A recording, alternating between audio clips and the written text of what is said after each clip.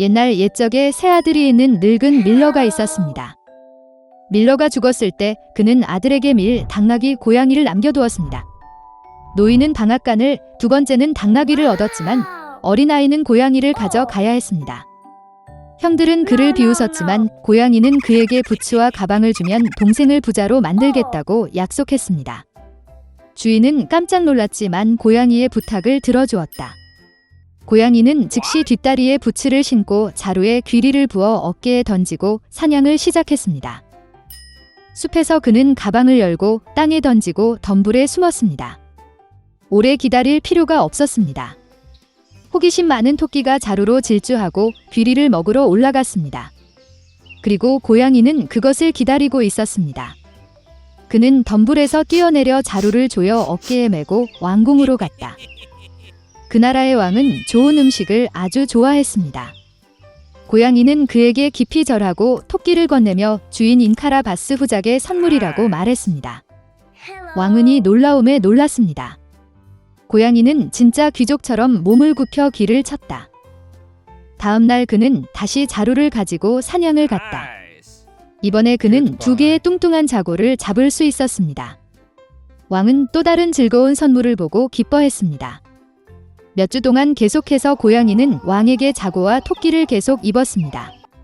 그러나 그는 배고프고 쇠약해진 주인에게 이것에 대해 아무 말도 하지 않았습니다. 고양이가 궁전에서 공주를 보았을 때 그녀는 매우 아름다웠습니다.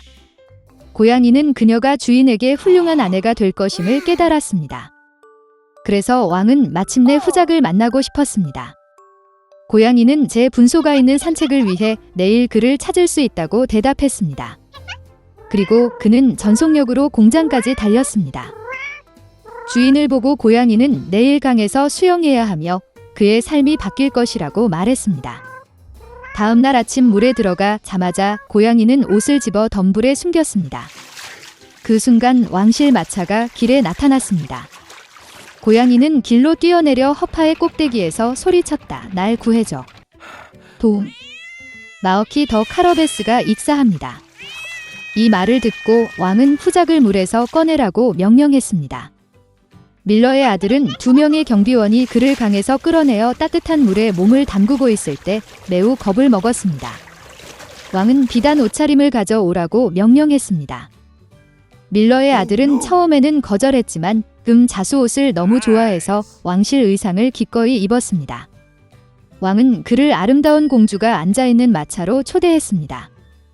밀러의 아들은 멍청했지만 더 이상 고민하지 않고 마차에 탔습니다. 1분 후 마차는 거대한 성에서 살았던 거인 식인의 소유였던 들판과 초원을 지나갔다. 고양이는 시간을 낭비하지 않았고 영혼은 마차 앞쪽으로 달려가 초원으로 향했습니다. 그곳에서 수학자들은 이마에 땀을 흘리며 일하고 있었습니다. 그는 그들에게 들판이 카라바스 후작에 속한다고 말하라고 요청했습니다. 그렇지 않으면 사악한 식인종이 그들을 먹을 것입니다. 깜짝 놀란 사신들이 대답하기 전에 왕의 마차가 세웠습니다. 왕이 그들이 누구의 초원인지 물었을 때 그들은 이 들판이 카라바스 후작에 속한다고 친절한 합창으로 대답했습니다. 한편 고양이는 식인의 성으로 곧장 갔다. 고양이의 손재주로 그는 돌담을 뛰어넘어 성 안으로 들어갔다. 식인종은 다양한 요리가 가득 찬 큰 테이블에 앉아 있었습니다.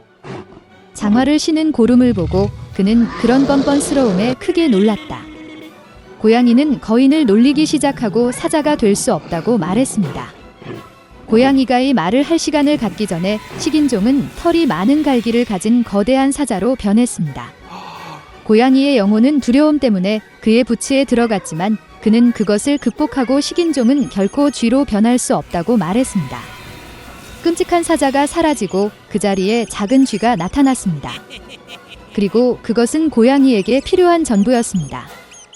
눈 깜짝할 사이에 그는 쥐를 잡고 잡아먹었습니다.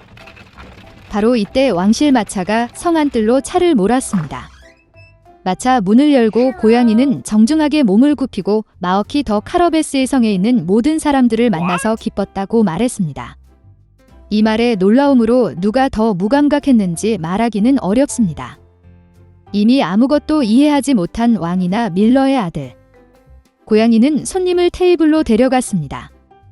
저녁 식사가 끝날 무렵 왕은 후작이 참으로 매우 합당한 사람이므로 거의 그의 딸을 아내에게 줄 것이라고 말했습니다.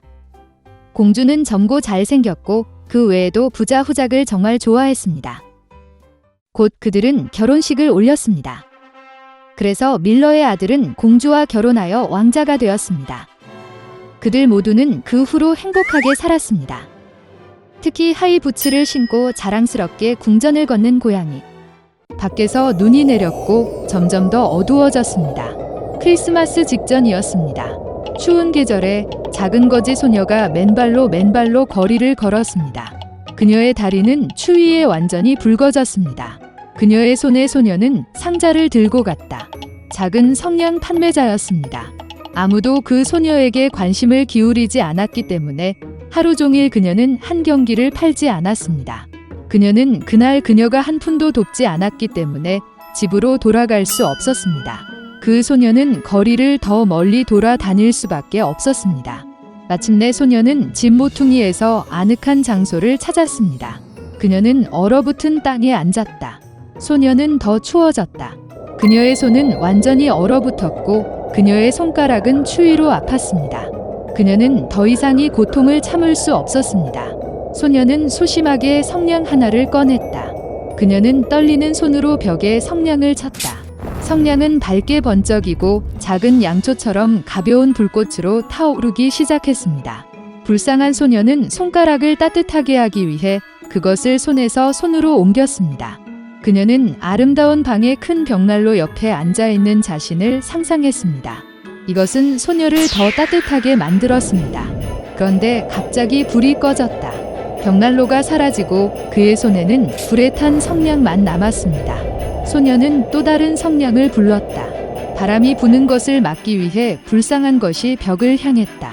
소녀는 성냥을 보고 갑자기 벽이 사라졌습니다. 그녀의 눈앞에 크고 우아한 방이 나타났다. 백설 공주 식탁보가 있는 세트 테이블에는 다양한 음식이 있었습니다. 소녀는 고기 한 조각을 가져가고 싶었지만 성냥이 나갔고 다시 불쌍한 물건 앞에 차갑고 축축한 벽이 섰다. 소녀는 또 다른 성냥을 불렀다. 이제 그녀는 호화로운 크리스마스 트리 앞에 앉아 있었습니다. 이 나무는 소녀가 본 것보다 훨씬 더 크고 우아했습니다. 녹색 나뭇가지에 수천 개의 촛불이 불에 탔습니다. 소녀는 그들에게서 눈을 뗄 수 없었습니다. 그런데 갑자기 경기가 나왔습니다. 빛은 점점 더 높아지기 시작했고 곧 맑은 별이 되었습니다. 소녀는 다시 벽에 성냥을 쳤고 주변의 모든 것이 불이 켜졌을 때 별들 중 하나가 어떻게 하늘을 가로질러 그 뒤에 긴 불길이 남았는지 보았습니다. 아마도 누군가가 죽었을 것입니다. 소녀는 생각했습니다. 그녀의 사랑하는 할머니는 별표가 떨어지면 누군가의 영혼이 하늘로 날아간다고 한 번 이상 말했습니다. 그리고 갑자기 소녀 앞에 친절하고 다정한 할머니가 나타났습니다. 그녀는 잠시 동안 나타났다. 그리고 그 성냥은 소녀의 손에서 불에 탔습니다. 그녀에게 소중한 이미지가 사라졌습니다. 소녀는 할머니를 다시 만나기 위해 택에 남아있는 모든 성냥을 서둘러 쳤다. 경기가 너무 눈부시게 불타서 낮보다 더 밝아졌습니다. 할머니가 다시 소녀 앞에 나타났습니다. 그녀는 지금처럼 그녀를 본 적이 없었습니다. 소녀는 그것이 결코 끝나지 않을 것이라고 꿈꿨다. 할머니는 손녀의 손을 잡고 함께 하늘로 높이 날아갔습니다. 굶주림도 추위도 두려움도 없습니다. 어린 소녀는 매우 기분이 좋았습니다. 그리고 바로 그 순간 별이 하늘을 날았습니다. 서리가 내린 아침, 집 구석에서 벽 아래에 누워있는 어린 소녀를 발견했습니다. 그녀는 눈을 감았다. 그녀의 뺨에 얼굴이 붉어졌다.